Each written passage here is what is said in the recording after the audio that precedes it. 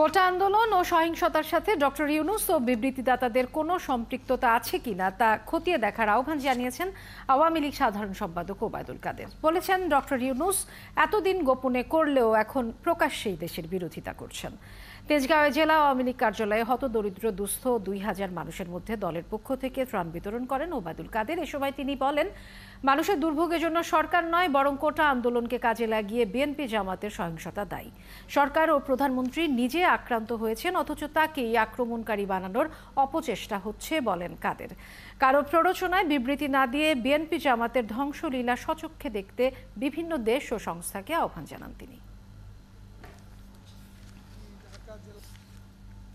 বিবৃতি দিয়ে দেশের অভ্যন্তরে বিষয়ে হস্তক্ষেপের জন্য বিদেশিদের প্রতি আহ্বান জানান ডক্টর। কোটা আন্দোলন, অগ্নিসন্ত্রাস, সাম্প্রতিক সহিংসতার সাথে এই বিবৃতির সংযোগ আছে কিনা তা ভেবে দেখা দরকার।